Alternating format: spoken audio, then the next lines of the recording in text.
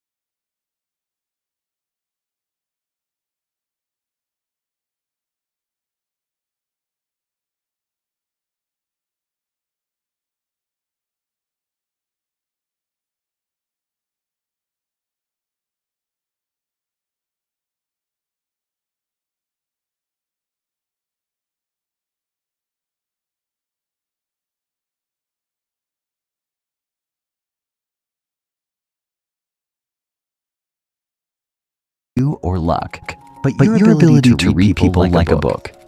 This audiobook reveals the hidden art of social intelligence, the skill that shapes influence, connection, and power.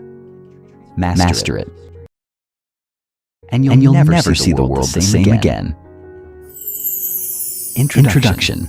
What if I told you the secret to unlocking every door in your personal and professional life isn't raw intelligence, charisma, or even luck, but something far more potent and shockingly underdeveloped? Imagine being able to walk into any room and instinctively know what everyone is feeling, who holds the power, and exactly what to say to spark connection, trust, and influence. Now imagine being able to do that consistently with bosses, partners, strangers, and friends. That skill?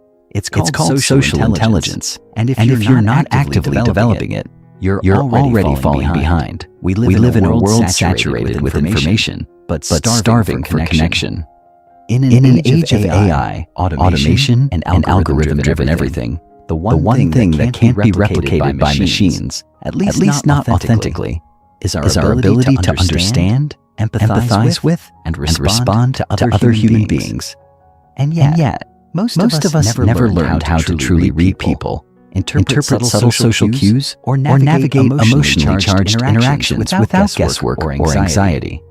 Instead, we fumble through conversations, misread intentions, miss opportunities, and wonder why we feel out of sync in relationships and teams. The truth is, intelligence alone won't get you ahead. Emotional sensitivity is not enough. The real edge, the invisible currency of success, is social intelligence. Let's get one thing straight from the outset. Social intelligence is not the same as emotional intelligence. Emotional intelligence is about knowing your own emotions and managing them. It's personal, inward-focused. Social intelligence is something else entirely. It's external.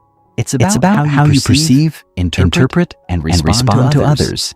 It's about recognizing the emotions and intentions behind people's words, their silences, their body. It's the uncanny ability to read, to know when to speak and when to listen, and when to pause. Social intelligence is why some people magnetic, other people, some leaders inspire, and others teams. It's why some individuals network effortlessly, while others remain invisible in the crowd.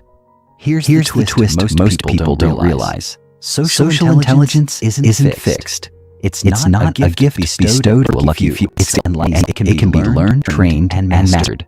This book is about feel-good advice. It's a deep dive into the mechanics of history. How to read people with precision, respond confidence, and leave a lasting go. You learn the unspoken rules that govern conversations, connection, and feel invisible, misunderstood, or drained situation, and how to turn that around. You'll gain frameworks that can use relationships, interviews, negotiations, and even high-stakes confrontations.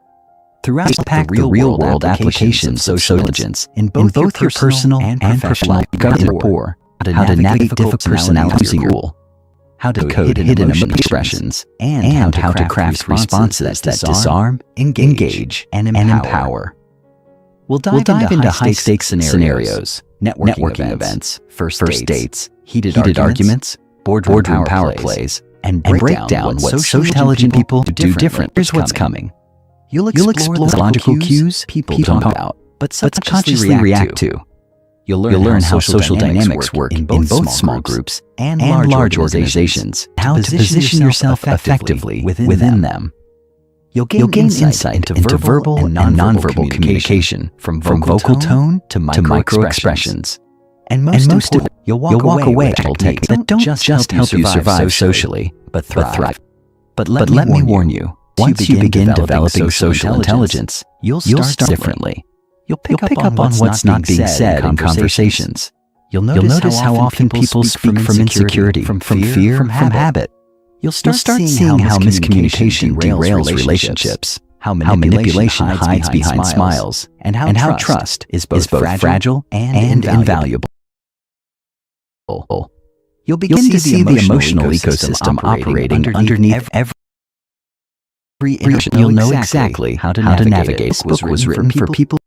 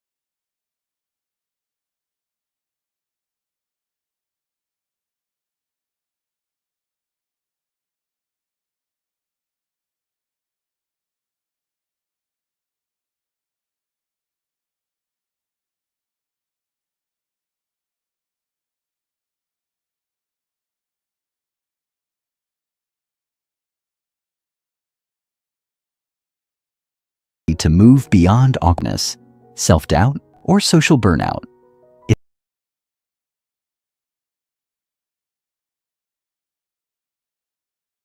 It's for those who want to speak and be heard, connect and be respected.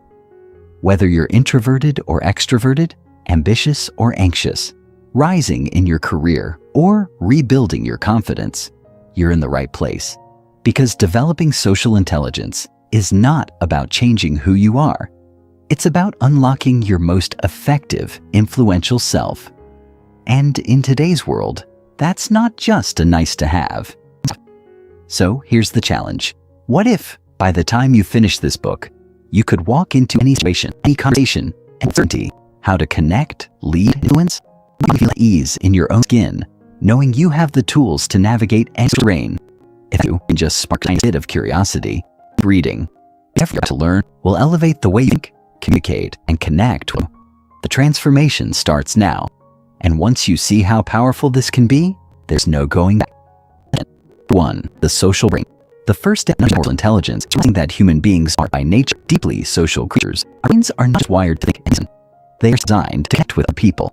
This is not an abstract but a stark reality backed by decades of research into neuroscience and we have developed over millennia in ways that allow us to perceive, interpret, and respond to the emotions and actions of others. This system of actions is what we call the social. Before diving into the mechanics, let's first recognize the magnitude of social interactions in our daily lives. Every conversation you have, every interaction with a colleague, family member, even a stranger on the street requires brain to constantly process signals, facial expressions, and body language, and the unspoken nuances that may be far beyond words. Brain ability to decode these simply and accurately is a testament to how deeply we're embedded in life. Without this ability, our relationships, whether personal or professional, will be incredibly challenging. In this chapter, we will explore how brain processes information, how it allows us to connect with others, and how it shapes our understanding of the world and people around us. By understanding our brain's hard first interaction, we unlock the potential social necessity to improve our relationships, our work, and lives. The evolutionary roots of the social brain. Our social brains didn't emerge overnight. They are the result of years of evolution. Early humans, like all humans, formed with others to survive. Whether larger communities, survival often depend on cooperation and mutual support.